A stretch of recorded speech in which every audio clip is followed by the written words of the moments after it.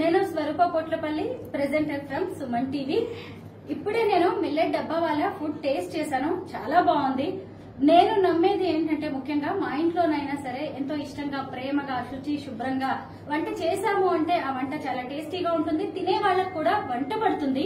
అయితే ఇక్కడ మిల్లెట్ డబ్బా వాళ్ళలో కూడా అదే కాన్సెప్ట్ ని వీళ్ళు ఇంట్రడ్యూస్ చేయడం అనేది నాకు చాలా మంచిగా అనిపించింది. ఎందుకంటే ఫుడ్ తయారు చేయడానికి ముందు పూజ చేయడం, చాలా శుచిగా శుభ్రంగా చేయడం అనేది మనం మన ఇంట్లోనే చూస్తూ ఉంటాము. మనల్ని ఎంతో ప్రేమించే వాళ్ళు మాత్రమే ఇలా చేస్తూ ఉంటారు.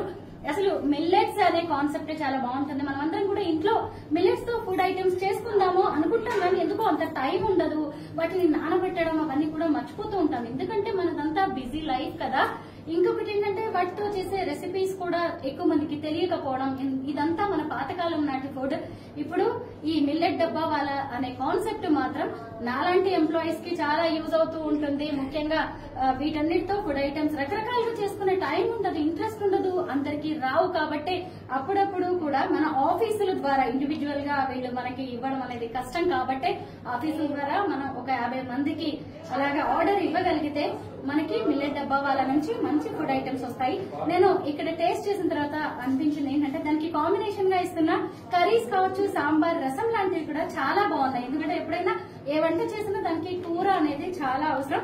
అలాగే మీరు రోటీస్, అలాగే పరాటాస్ లాంటివి కూడా ఇంట్రడ్యూస్ చేస్తే బాగుంటుంది.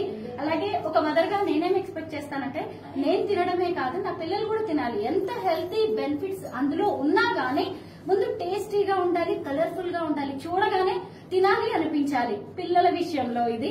సో మీరు కొన్ని ఫుడ్ కలర్స్ ని ఇంట్రడ్యూస్ చేయొచ్చేమో చూడండి, అవి కూడా న్యాచురల్ ఫుడ్స్. లేదు అంటే గ్రీన్ కలర్ గా కనిపించాలంటే పాలక్ వాడడం, అలాగే క్యారెట్ వాడడం, అంటే ఆ మిల్లెట్ ఫుడ్ ఐటమ్స్ లో బీట్రూట్ లాంటివి ఇంట్రడ్యూస్ చేయడం, ఇంకా ఇలాంటివి చేస్తే బాగుంటుంది. నాలాంటి అమ్మల్ని మీరు ఇంకా మందిని కన్సల్ట్ చేస్తే మంచి మంచి రెసిపీస్ వస్తాయి. అన్నిటికీ మించి ఇదంతా గ్రాండ్ మాస్ ఫుడ్ కదా, అప్పుడప్పుడు గ్రాండ్ మాస్ ని కూడా అడుగుతూ ఉండండి. ఇంకా ఏమైనా రెసిపీస్ చెప్తూ ఉంటారు కదా.